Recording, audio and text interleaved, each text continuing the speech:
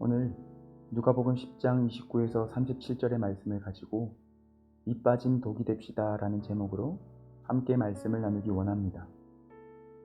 오늘 말씀은 여러분이 잘 아시는 선한 사마리아인의 비유에 대한 말씀입니다. 예수님께서 이 비유를 하신 이유는 한 율법 교사의 물음 때문이었습니다. 예수님이 살던 시대에 율법을 잘 알아서 율법을 가르치도록 위임받은 사람이었던 율법 교사는 이렇게 질문합니다. 예수님, 그러면 내 이웃이 누구입니까? 라고 말이죠. 이 질문을 들은 예수님이 비유로 대답하시기 시작합니다.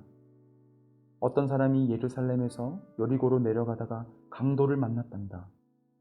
그 강도들이 그 사람의 옷을 벗기고 거의 죽기 직전까지 때리고 난 후에 그를 버리고 갔단다.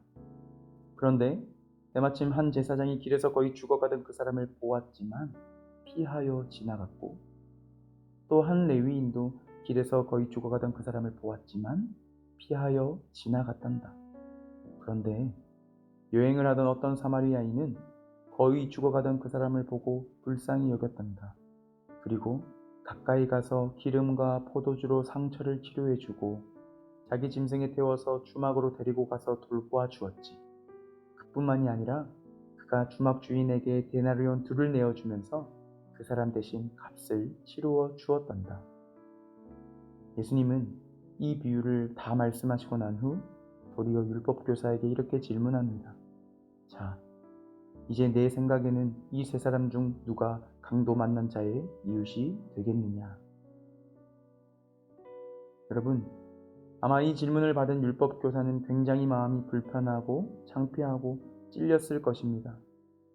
왜냐하면 누가 봐도 제사장과 레위인이 강도 만난 자의 이웃이 아니라 오히려 사마리아 사람이 강도 만난 자의 이웃이라고 생각되었기 때문입니다. 율법교사가 생각하기에도 강도 만난 자의 이웃이 동일한 민족인 유대 제사장과 레위인이 아니라 오히려 적대감을 가지고 있던 사마리아 사람이 강도 만난 자의 이웃이라고 생각되었기 때문입니다. 그렇기 때문에 율법교사는 예수님께 사마리아 사람이 강도 만난 자의 이웃입니다 라고 대답하기에 불편했고 창피했을 것입니다. 그래서 37절에 율법교사는 이렇게 대답합니다. 이르되 자비를 베푼 자니이다 라고 말이지요. 이에 예수님은 마지막으로 이렇게 말씀하십니다. 너도 이와 같이 하라. 아멘. 사랑하는 강서중앙교회 성도 여러분, 오늘 이 선한 사마리아인의 비유에는 우리 그리스도인의 삶의 중요한 핵심이 나옵니다. 바로 너도 이와 같이 하라는 것입니다. 사실 우리의 상식으로는 강도 만난 사람을 도와주어야 하는 사람들은 제사장이나 레위인입니다. 그런데 그 당시 성전에서 제사를 드리고 성전 정화를 담당하던 제사장과 레위인은 시체를 만지면 부정하다라는 율법으로 인해서 강도 만난 자를 보고도 그냥 지나갑니다. 반면 사마리아 사람은 어떻습니까? 유대인에게 멸시받고 서로 적대감을 가지고 있었지만 강도 만난 자가 누구이든 상관없이 사마리아 사람은 그를 돕기 시작합니다. 오히려 도둑이나 강도가 많이 나타나는 그 광야길에서 목숨을 걸고 그 사람을 치료해주기 시작합니다. 여러분, 어떻게 보면 제사장과 레위인은 시체를 만짐으로 부정해서는 안 되기 때문에 그러한 종교적 의무를 지키기 위해서 강도 만난 자를 지나쳤다고 이해할 수도 있습니다. 그러나 예수님이 말씀하시는 메시지는 종교적 의무를 다하는 것으로 인해서 이웃을 사랑하지 않는 것은 그리스도인의 삶이 아니다라는 것을 말씀해주고 계시는 것입니다. 사랑하는 여러분, 저와 여러분 이웃을 사랑함으로 그리스도인의 삶을 살아가고 있습니까?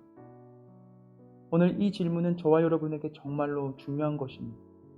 왜냐하면 누가복음 10장 29에서 37절에서 율법교사와 예수님의 대화가 있기 전에 이미 누가복음 10장 25에서 28절에 율법교사와 예수님의 대화가 한 차례 더 있었습니다. 누가복음 10장 25에서 28절에서는 내가 무엇을 하여야 영생을 얻으리까? 라는 율법교사의 질문에 대한 답으로 하나님을 사랑하고 또한 내 이웃을 내 자신같이 사랑하라는 것이었습니다. 그래서 예수님은 내 대답이 옳도다. 이를 행하라. 그러면 살리라 라고 말씀하셨습니다. 정리하자면 율법 교사가 영원한 생명을 얻는 방법은 하나님을 사랑하고 이웃을 사랑하는 삶을 살아가는 것입니다. 율법으로 인해서 강도 만난 자를 지나치는 것이 아니라 이웃을 사랑하는 삶을 살아낼 때에 영원한 생명의 길로 걸어간다는 것입니다. 그렇기에 이 말씀을 나누는 우리 또한 영원한 생명을 얻는 방법은 동일하게 하나님을 사랑하고 이웃을 사랑하는 삶을 살아가는 것입니다. 그러므로 그 삶을 위해서 저와 여러분이 밑빠진 독이 되기를 원합니다. 우리는 흔히 밑빠진 독은 물을 부어도 채워지지 않기에 쓸모없다라고 생각합니다. 그러나 한편으로는 독 안에 물을 가득 채워봤자 그것을 사용하지 않으면 고인물은 썩을 뿐입니다. 쉽게 말하자면 우리가 매주 말씀을 듣고 은혜를 간직하는 삶이 우리에게 분명히 필요합니다. 그러나 그것을 우리 안에 가지고만 있는다면 세상은 영원한 생명이신 그리스도를 알 길이 없을 것입니다. 그렇기에 밑빠진 독이 되기를 원합니다. 우리에게 은혜가 부어질 때 그 은혜가 삶 속에서 내 주위의 이웃에게 흘러가기를 원합니다. 흘러가는 물이 흔적을 남기듯이 우리가 밑빠진 독이 되어서 하나님께서 부어주시는 은혜가 여러분들을 통해서 이웃에게 흘러가고 우리를 위하여 죽으신 그리스도의 십자가의 생명의 흔적이 우리들의 삶 속에서 나타나기를 소망합니다. 우리는 오늘 말씀을 통해서 압니다. 율법 교사가 옳은 것을 배웠다고 옳은 삶을 사는 것이 아니었다는 사실을 압니다. 율법 교사가 옳은 것을 배웠다고 영생의 길로 가는 것이 아니었다는 사실 또한 압니다. 영원한 생명으로 가는 길은 우리에게 그 삶이 있을 때, 우리가 그 삶을 살아갈 때에 우리로 하여금 십자가의 구속의 은혜로 살아나게 하신 그리스도의 사랑과 은혜를 기억함으로 우리도 내 이웃을 자신같이 사랑하는 삶을 살아갈 때에 주위의 이웃에게 그 사랑을 흘려보낼 때에 영원한 생명의 길로 걸어가는 것임을 기억하는 저와 여러분이 되기를 소망합니다.